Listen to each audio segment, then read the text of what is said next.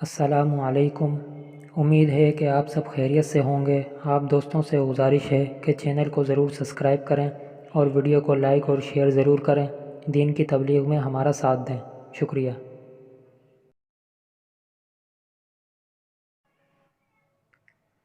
بسم اللہ الرحمن الرحیم۔ دنیا کی حیثیت۔ حضور اکرم صلی اللہ علیہ وسلم نے ارشاد فرمایا، دنیا مومن کے لیے قید خانہ اور کافر کے لیے جنت ہے۔ بخاری و مسلم۔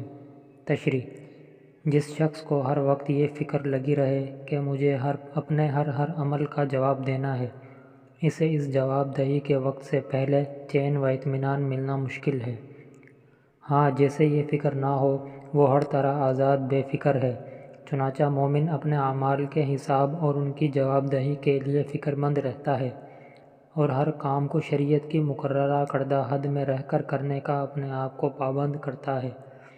تو ان پابندیوں کی وجہ سے دنیا اس کے لیے ایک ایسے قید خانے سے کم نہیں جہاں قیدی ہر طرح پابند ہوتا ہے، اور کافر کو آخرت کی کوئی فکر نہیں۔ وہ آزادانہ زندگی بسر کرتا ہے اور دنیا میں رہتے ہوئے ایسا ہی بے فکر ہے جیسے ایک جنتی جنت میں پہنچ کر مطمئن و بے فکر ہو جائے گا۔ اس کا حاصل یہ ہے کہ مومن کو جو کچھ فکر و پریشانی ہے وہ صرف دنیا ہی میں ہے، اس کے بعد اس کے لیے سکون ہی سکون ہے، اور کافر کے لیے جو کچھ عیش و عشرت ہے وہ بس دنیا ہی کی حد تک ہے، اس کے بعد اپنے کفر کی پاداش میں ہولناک عذاب اس کا مقدر ہے۔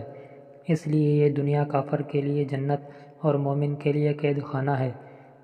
بعض علماء نے فرمایا کہ مومن کے لیے دنیا قید خانہ ہونے کا ایک مطلب یہ بھی ہے کہ مومن دنیا سے دل نہیں لگاتا، جیسے ایک قیدی جیل خانے سے دل نہیں لگاتا، اور کافر کے لیے دنیا ایک ایسی جنت ہے جہاں کے رہنے والے اس سے دل لگائے ہوئے ہوں گے۔ اس مطلب سے مومن اور کافر کا جو فرق سامنے آتا ہے، اس کی روشنی میں ہم میں سے ہر ایک کو اپنا جائزہ لے کر دیکھنا چاہیے کہ اسے دنیا سے کتنا تعلق ہے، ضروریات کی فراہمی کی حد تک، یا ہر وقت کی دھن اور پورا دھیان اس فانی اور حقیر دنیا کا ہے۔ اسلام نے یہ تو رہبانیت کا حکم دیا ہے، نہ ہی دنیا طلبی میں دیوانہ ہونے کو پسند کیا ہے۔ اس کی تعلیمات کا نمایاں وصف یہی اعتدال ہے کہ دنیا میں رہو اور ضروریات زندگی کے لیے دوڑ بدوڑ کرو، لیکن دل کا تعلق اس عارضی سامان سے نہ ہو، اور ضروریات زندگی کی فراہمی کو بہانہ بنا کر دینی فرائض سے لاپرواہی اختیار نہ کرو۔